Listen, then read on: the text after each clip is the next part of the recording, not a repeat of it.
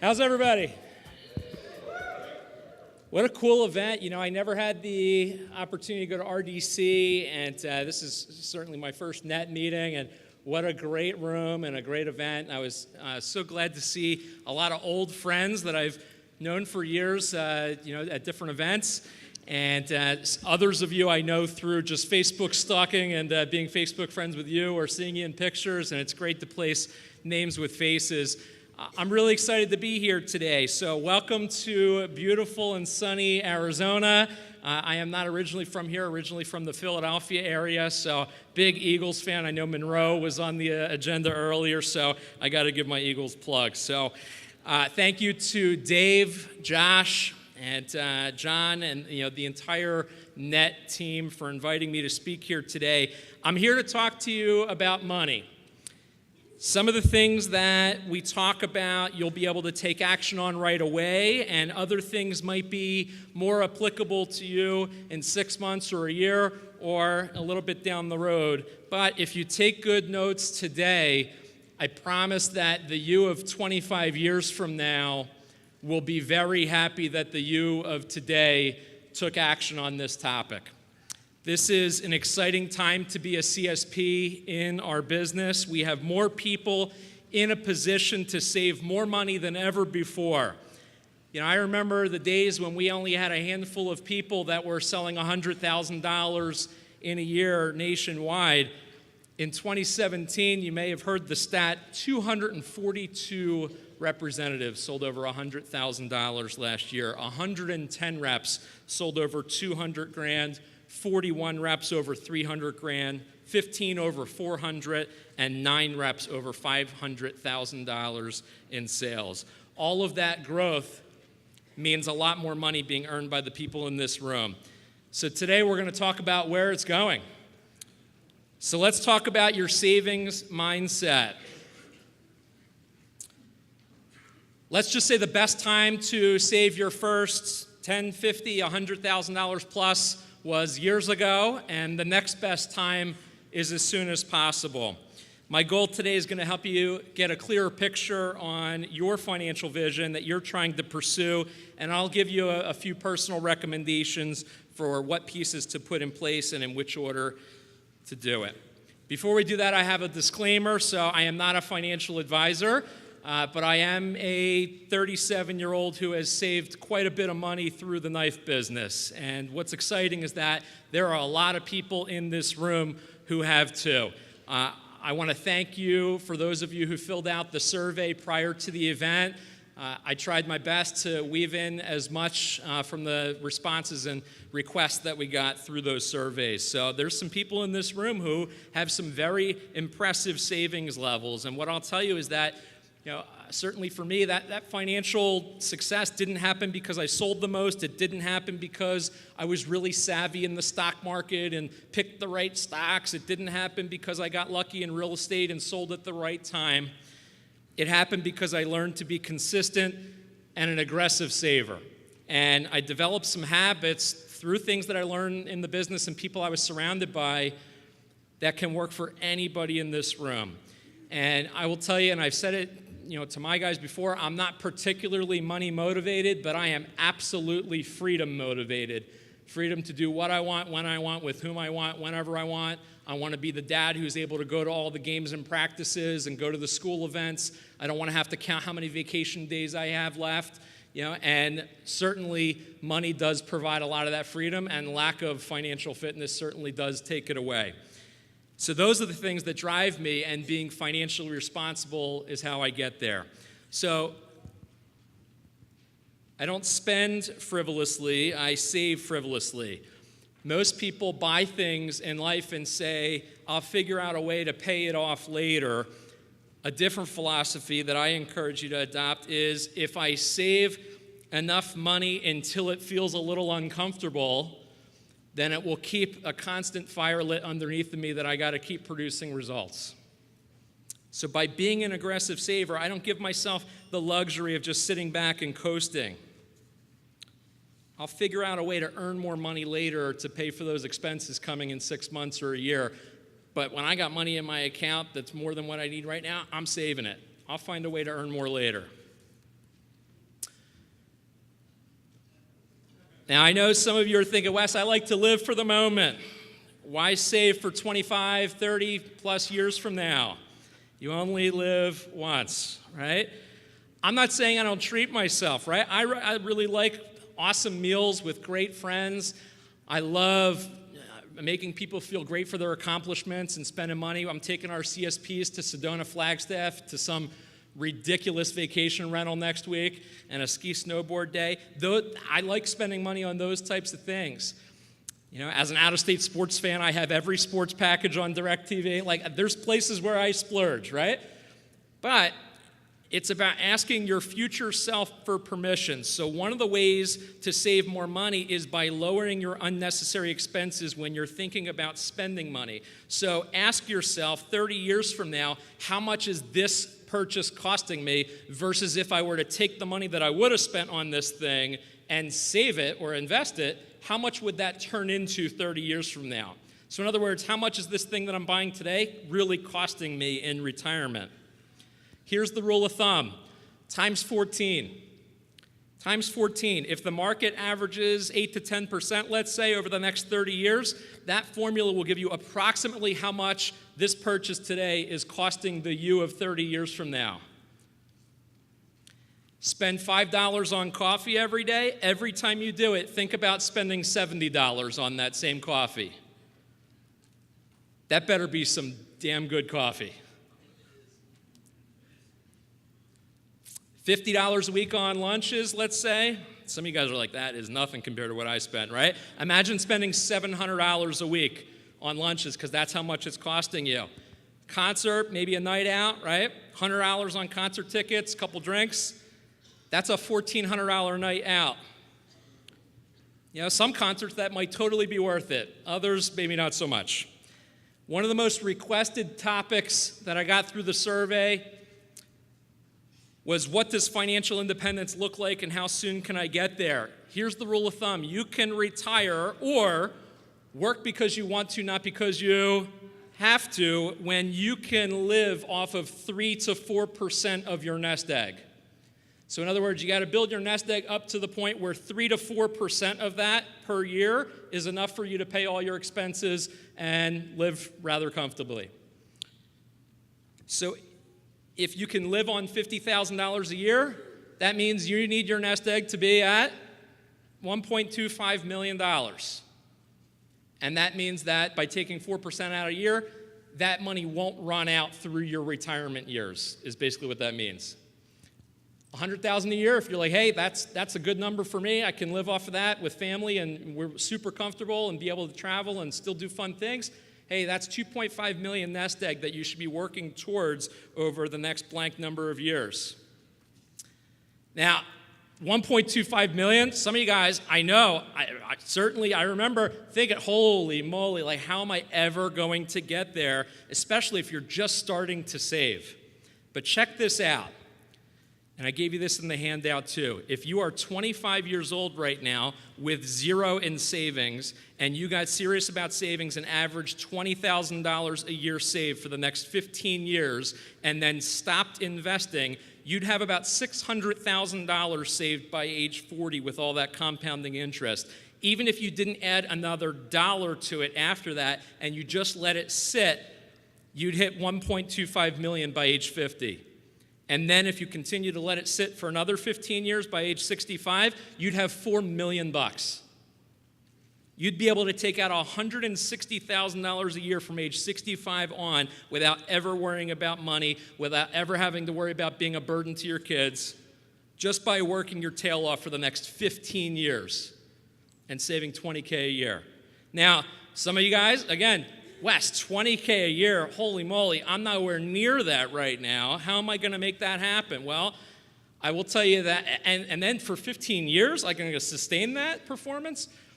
I remember when I was in my 20, I promise you, when you're in your 30s and 40s, that same 10-year time period is going to feel so much quicker than maybe it does now for some of you. I know it certainly did for me, but I promise when you're in your 30s, those 10-year time periods go quicker than you think. So you should be aware that about half of the room, according to the survey, has a goal of saving at least $20,000 this year. That's good for you to know. Hey, your peers have goals of saving big money this year. There's actually lots of ways to save an extra 20 grand in this business. I'm sure you can come up with a bigger list than me, but hey, sell an extra $50K a year, right? Minus some expenses. That's less than $1,000 extra in sales per week for the year, and you're right on track for this. That's exciting. That's exciting. Maybe that's an extra show shift a month. Maybe that's an extra service event or an extra couple days of service calls during the week. $20K a year breaks down to $1,600 saved a month. That's $400 saved a week. So some of you guys could live on that $50,000 a year in retirement, be perfectly happy. Some of you guys have goals to build a nest egg much larger than that, especially if you're married or you plan to have a big family or plan to do a lot of traveling. And others would be totally happy, retiring at age 50 with 50 grand a year and never worrying about it running out. I'm going to give you guys a link after the event that you can use this worksheet and plug in your own age and your own savings goals, and it'll help you calculate it so you can kind of work and play with your own numbers and see what's possible. So according to our survey, 59% of you in this room are thinking right now, this all sounds great, but I have over $5,000 in debt I got to get rid of first. Maybe some unpaid taxes, maybe some credit cards, maybe some student loans. What should I do first? Should I pay off debt or should I invest? Here's the rule of thumb. If your interest rate on the debt is over 10%, any extra money for the month does not get invested. It goes to knocking out the debt. So if the interest rate you're paying on that debt is over 10%, you are attacking that debt with every extra penny you got. Don't worry about investing at all until you knock that out. If your interest rate on the debt is between 5 and 10%, you should make your monthly payments on time, and then whatever's left at the end of the month, you divide that into half. Half you go to investments, and the other half goes to attacking the debt. And if your interest rate is between 0 and 5%, stay on time with your monthly payments, but then you use all of the extra money at the end of the month to invest. I have a 15-year mortgage at 2.75%. That's a really low interest rate, right? It doesn't make sense for me to attack that debt because I'm making way more than 2.75% by putting my money in the market, right? For those of you who have significant student loan debt, I saw a cool app on Shark Tank this week. It's called Changed.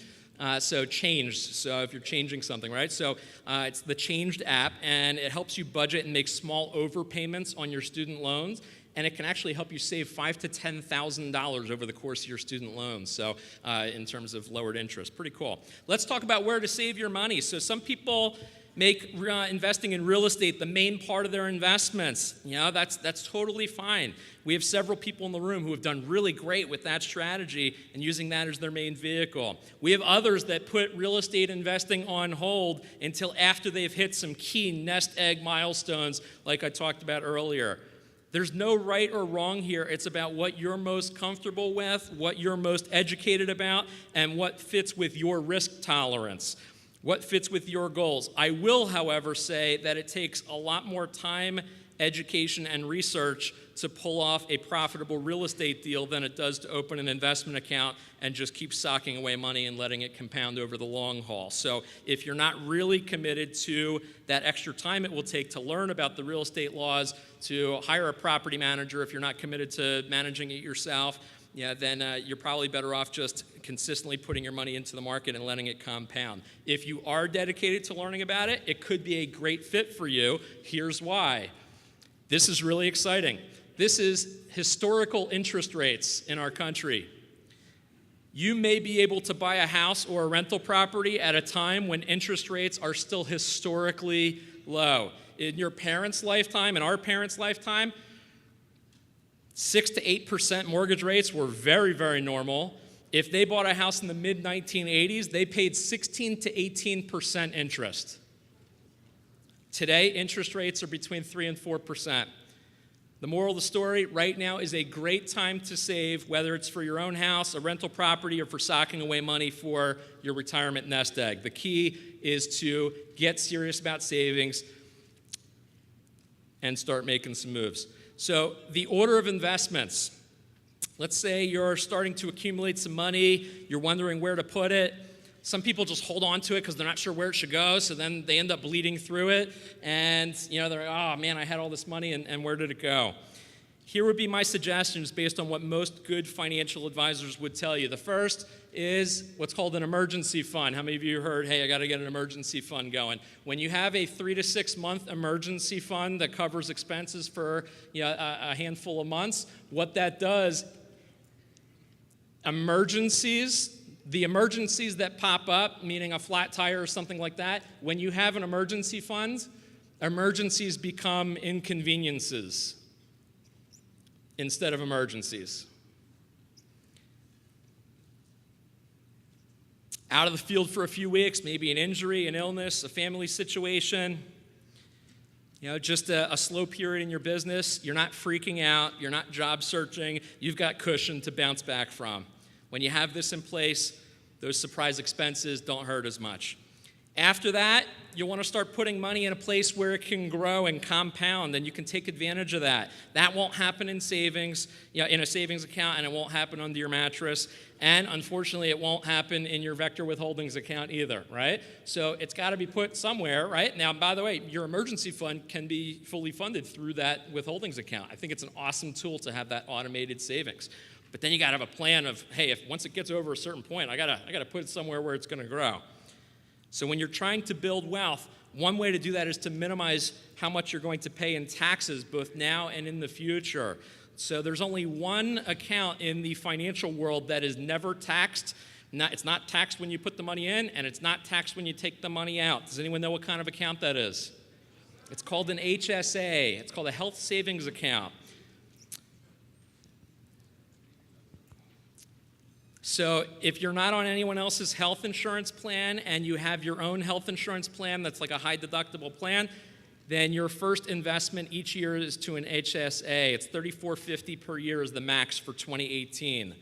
You can go to hsabank.com for more information on that. The next investment, I heard somebody say it earlier, your next investment is to a Roth IRA.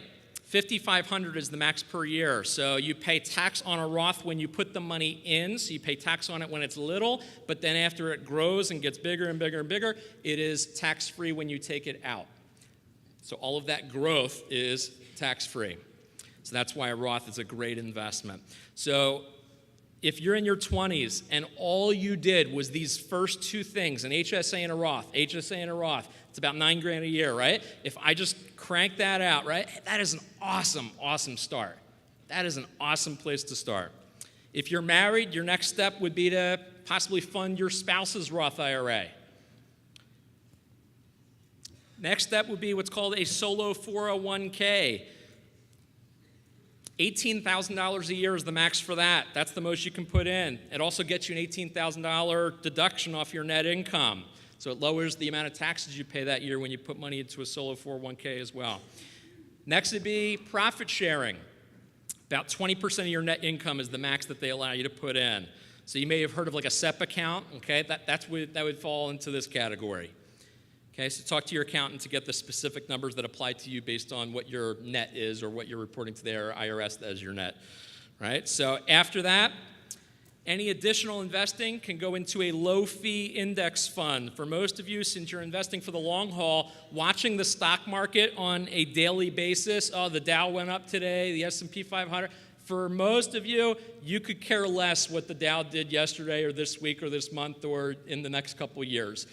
The key is just set it and forget it and continue to put money in, because if you got 15, 20, 50, 30 plus years until retirement, over the long haul, the market typically trends up, right? So, in fact, it's trended up to 8 to 10% every 40-year period for history. So, most of you, since you are investing in the long haul, it doesn't, you're not looking at the daily ups and downs. It's about consistently putting money in. Okay, so it's not about timing the market, it's about time in the market. So If you got kids, the next step, it's not on here, but I would say 529 plan. That's a college savings account, and most states give you a tax deduction for putting money in to savings for college for your kids. Before we move on, I do want a quick little side note. Whole life insurance. This is a divisive topic, but because I want to talk to you about it because you will be approached about it. My advice is to not view life insurance as an investment until after you've maxed out the steps that we've talked about here. You'll hear a lot about it because the commissions for the people selling it to you are huge. So another requested topic was about how to max out your savings. So this is up on the PowerPoint here, but having a timeline and knowing where your money will go. So if you have a goal of saving 10 grand this year, when are you going to make the check or the transfer? In what months are you going to be able to save the most?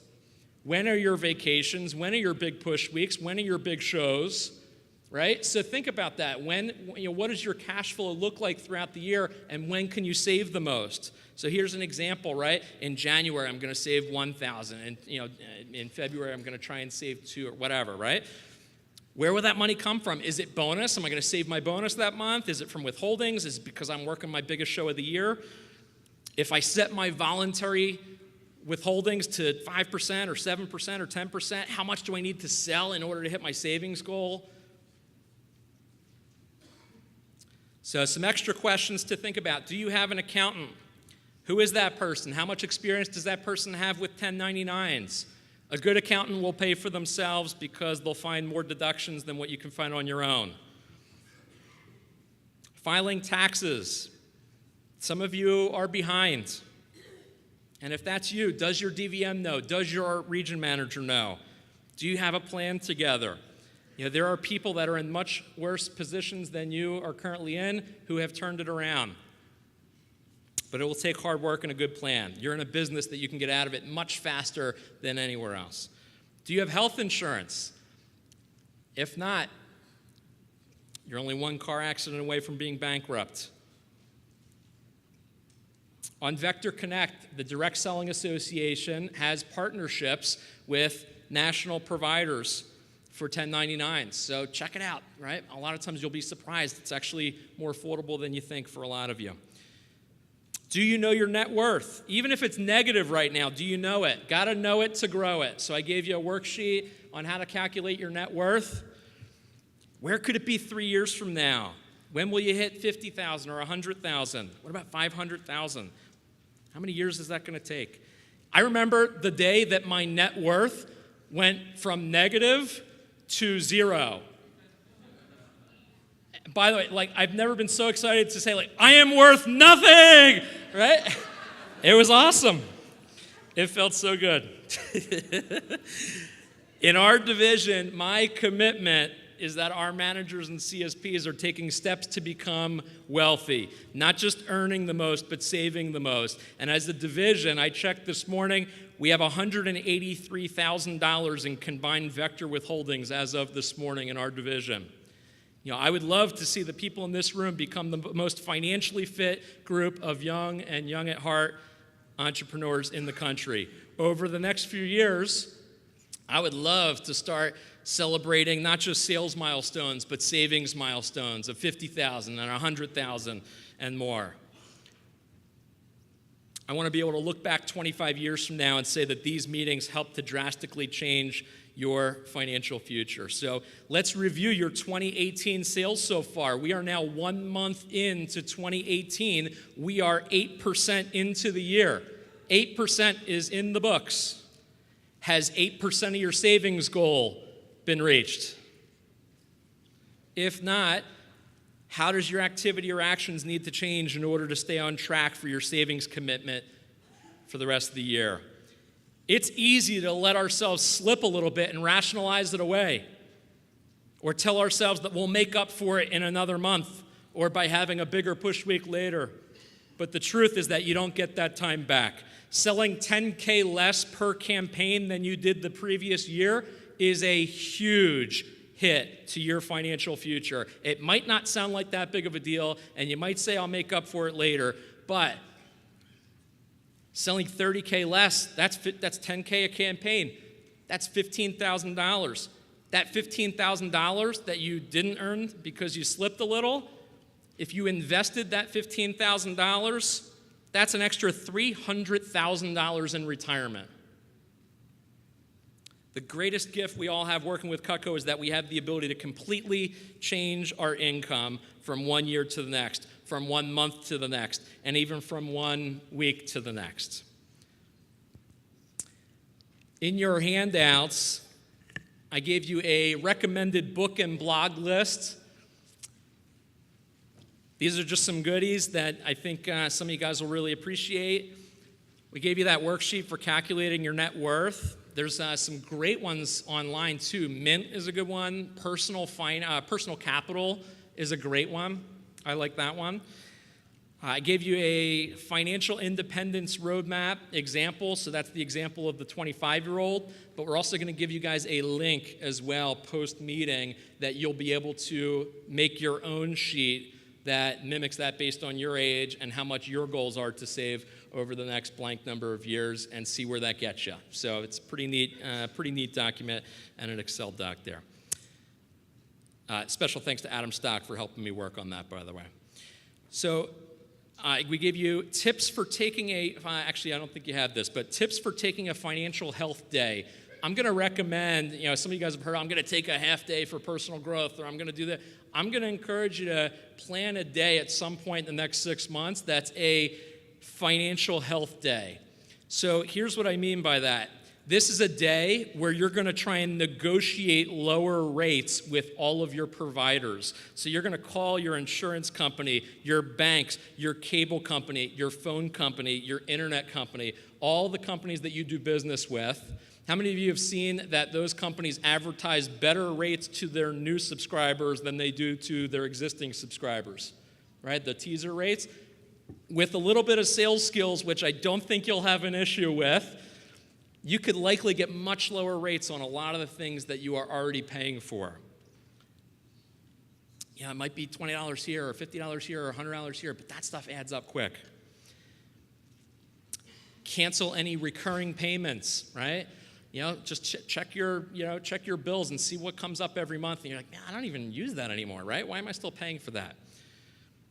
Okay, there's a website called claritymoney.com. This is a good one to track your spending, but it also gives you good recommendations for competitors. So if they see that you're with a certain cable provider, they might give you a recommendation for another cable provider in your area that's advertising a much lower rate, right? So these are just some cool ones here. And it's 100% free, by the way. I've never used it, but I heard it's good. Here's another cool one. Stick, S-T-I-C-K-K. Has anyone heard of this one? This is a great way to hold yourself accountable to your next goal because you can set up an optional wager on yourself. So you put up money, and if you don't hit the goal, then the money goes to whatever charity you chose. So this is a cool little, and maybe you can do it between friends too, but this is a neat one. Okay, maybe you do that for a savings goal this year. So one of my goals in wrapping up here, one of my goals in the Rising Sun division is to create 10 millionaire district manager and CSPs over the next 10 to 15 years, and a lot more people that are on track for it. This is a powerful room of people that has an extreme amount of talent and skill. So let's make it an equally impressive room of people in terms of wealth building over the coming years. And that all starts right now.